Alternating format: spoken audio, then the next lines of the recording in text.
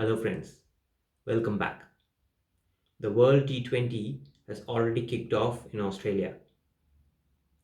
I have tickets for the India vs Pakistan match which will be held on 23rd of October and also tickets for India vs a qualifier which will be played on November 6th, both the matches in MCG.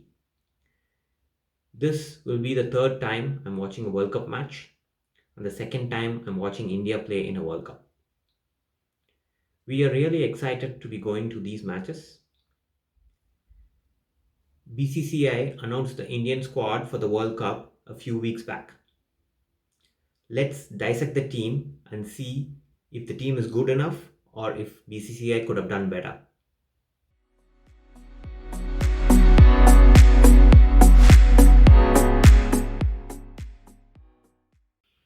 First up is the captain Rohit Sharma.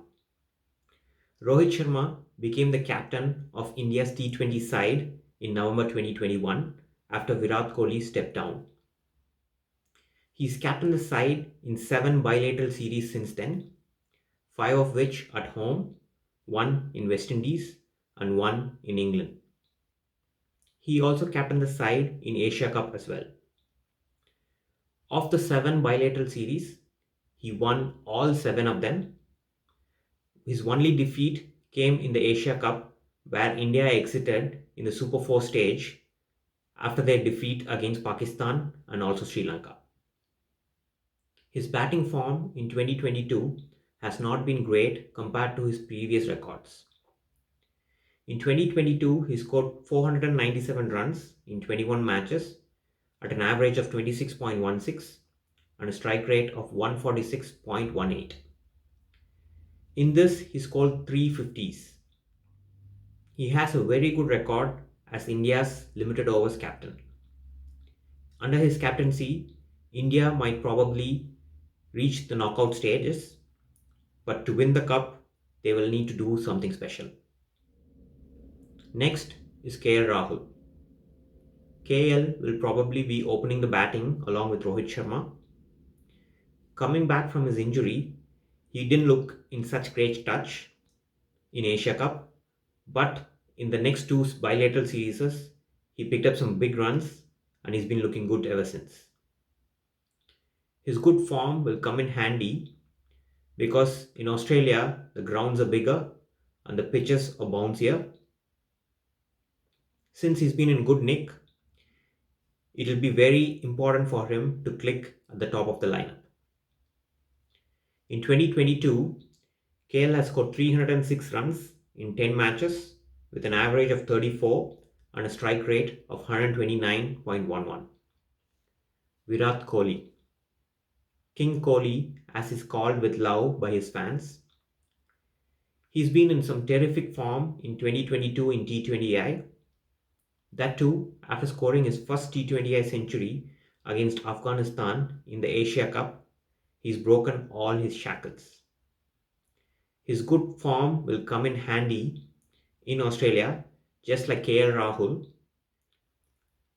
With his ability to pace his innings, he will be a key batter for India in the top order. In 2022, he scored 485 runs at an average of 44.09 and a strike rate of 139.37. Surya Kumar Yadav. Sky is a star batter for India in limited overs for a while. I have done a separate video on how he raised to be the world number 2 T20A batter. You can check it out here. Sky's batting prowess has gotten India out of trouble in multiple occasions. He was ranked the number 2 batter in T20I a few weeks before the start of the Asia Cup, but his rankings dropped to number 4. But in the recent South African series, he's played really well and got the ranking back up to number 2. In 2022, he scored 801 runs at an average of 42.15 and a strike rate of 182.88.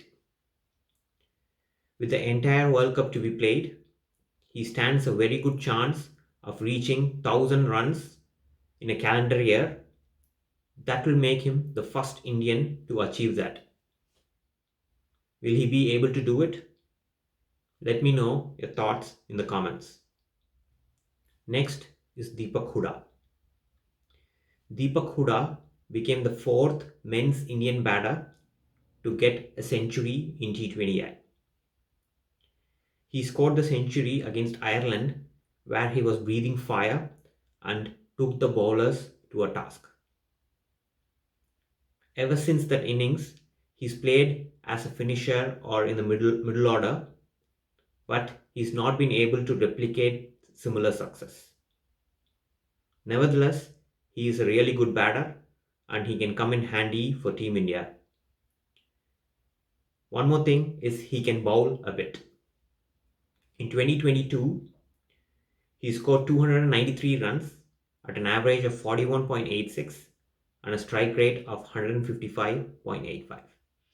Next is Rishabh Pant. Pant has not been able to replicate his magic from Test and ODI in T20I. He's played some amazing innings in both Test and ODI. In T20I, he's had some cracking starts but has not been able to convert them into huge scores. Due to this reason, he is not the first choice for wicket-keeper in the probable 11. They even tried opening the innings with him in KL's absence, but I was not particularly fond of that move. In 2022, he scored 281 runs at an average of 23.42 and a strike rate of 120.60. This particular strike rate is not what you see from Rishabh Pant. He's had much better strike rates even in test matches. Next is Dinesh Karthik. DK has been a great finisher for RCB in IPL, and that has catapulted him into the national T20I side. And boy, he has not disappointed till now. He is very handy as a finisher, and personally, he is my first choice for wicketkeeper as compared to Pant. Ever since coming back into the national T20I side, he's played some amazing innings and has finished things off in style. In 2022, he scored 226 runs at an average of 22.6 and a strike rate of 141.25. Up next is Hardik Pandya. Hardik Pandya has been in sublime form with both bat and ball. He is currently the number one all-rounder in T20I for India. He also ranks number 5 in the world. Since coming back from injury, he has been a totally different player. I have done a video on the resurgence of Hardik Pandya. You can check it out here. In 2022, he scored 436 runs at an average of 36.33 and a strike rate of 151.39. In the bowling department, he's picked up 12 wickets with an average of 33.17, strike rate of 23, and economy of 8.65. Pandya can turn the match around with both bat and ball. That's a massive asset for the team. Next up is R. Ashwin. Ravichandran Ashwin's inclusion in the World T20 2021 team was a surprise to me. So I was thinking this year he might not make it into the 15. But the BCCI decided to go with him. Personally, for me, I would have preferred Ravi Bishnoi in the team because statistically he has done very well compared to Ashwin. One advantage with Ashwin is his ability to bat, and his economy is much lower than any spinner in the Indian team. In 2022, he scored 38 runs at an average of 38 and a strike rate of 165.22. In the bowling department, he's picked up 5 wickets with an average of 29.4, a strike rate of 28.8 and an economy of 6.13. Akshar Patel. In the absence of Ravindra Jadeja, Akshar Patel will be filling his shoes. Though it's unclear if Akshar will make it into the playing 11, as most probably India will be playing 4 seamers and 1 spinner in Australia. Nevertheless, if he's picked in the team, he can come in handy with both bat and ball. In 2022, he scored 75 runs at an average of 15 and a strike rate of 150. In the bowling department, he's picked 18 wickets with an average of 20.67, a strike rate of 15.61, and an economy of 7.94. Next up is our bowlers. First, Yuzvendra Chahal. UZ was dropped from the 2021 World T20 squad and BCCI received a lot of flake for it. India did miss a leg break bowler in Dubai. BCCI didn't want to repeat the same mistake again. Now they have picked him up in the squad. UZ has been a little expensive lately. Hope he can turn things around and be very successful in the World Cup. He might be playing in the probable 11 as the only spinner, and his economy and wicket taking capabilities are very important for the Indian bowling attack. In 2022, he's picked up 21 wickets at an average of 22.62, a strike rate of 17.86, and an economy of 7.6. Next is Bhuvneshwar Kumar. Bhuvi has always been the power play guy for Team India. With his swing bowling, he has come in very handy during the early overs of the game. His death bowling has been decent as well. In 2022, he's picked up 32 wickets at an average of 17.56, strike rate of 14.63, and economy of 7.21. Next is Harshal Patel. Harshal Patel was really good in the IPL, which catapulted him into the national side. But he has been pretty expensive, and in the absence of Bumrah, he made it into the bilateral series. From there, he has been picked in the World T20 squad as well. In 2022, he's picked up 22 wickets with an average of 25.27 and a strike rate of 16.68 and an economy of 9.09. Arshdeep Singh. He was phenomenal in the IPL and he's had a great start to his international career as well. He has been bowling pretty well in the death, particularly his amazing and accurate Yorkers. He has picked up wicket in every match except for 2. In 2022, he's picked up 19 wickets at an average of 19.79, a strike rate of 14.58, and an economy of 8.14. Mohammad Shami. Mohammad Shami initially was one of the 4 standby players for India, but with Bumrah ruled out due to his injury, he has come in as a replacement for Jasprit Bumrah. And he has immediately made some impact in the team and proved that the decision was the right one. He was given the ball to defend 11 runs of the last over against Australia in the warm-up match, and he won that match in style, picking up 3 wickets in that over. He was definitely picked in the side for his experience, and that is coming in handy already. In 2022, he's not played any T20 matches, but his experience will definitely come in handy. BCCI had announced 4 standby players for Team India.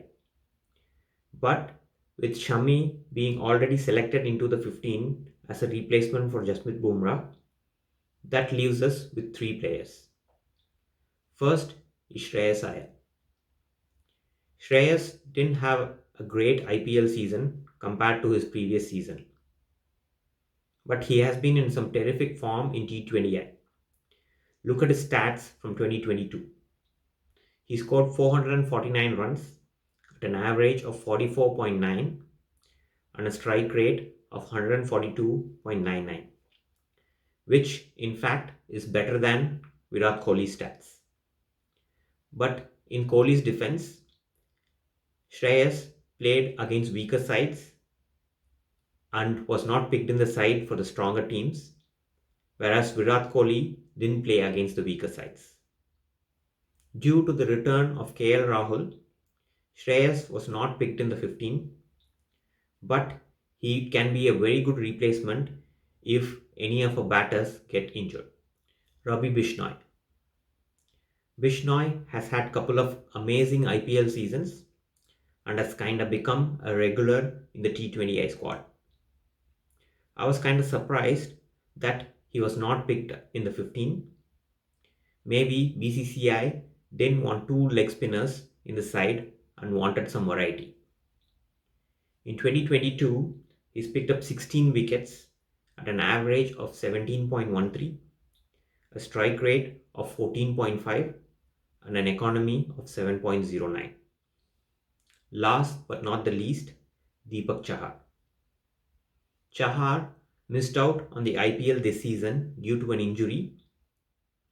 He is a very good batter lower down in the order and can pick up wickets regularly in the power play. In 2022, he's picked up 5 wickets at an average of 27, a strike rate of 20.2, and an economy of 8.02. He never got a chance to bat in 2022. The Indian side is well balanced. The bowling has been wavering a bit, and the death bowling has not been up to the mark. If the bowlers can do some hard work and contain the batters in the last 5 overs, then India stand a very good chance of winning the World Cup. They are the hard favourites to win the World Cup, but in the T20 format, you can never predict with great probability. Hopefully, they play some good cricket and bring this cup home. What are your predictions for Team India in this World Cup? Let me know in the comments. It would be really encouraging for me if you like the video and subscribe to the channel. I'll see you all in the next video. Till then, ciao.